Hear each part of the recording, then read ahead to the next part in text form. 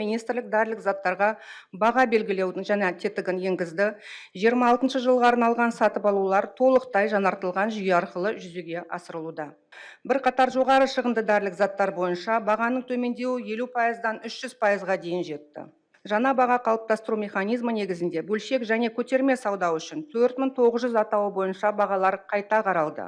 Ағымдағы жылдың қазан-қараша айларында бөлшек сауда желісінің мониторингтеу нәтижесінде халық арасында сұранысқа ие препараттардың бағасы орта есеппенен 12%-ға төмендеді.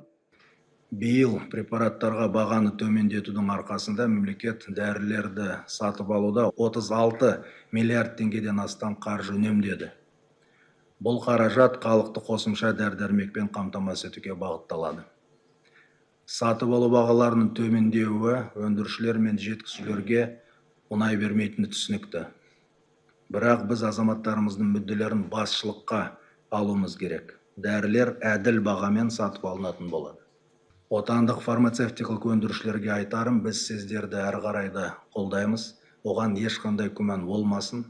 Бірақ мемлекеттік қолдау шаралары сапалы медициналық өнімді жеткізетін және бағаны жасанды түрде өсірмейтін нарықтың адал қатысушыларына ғана көрсетіледі.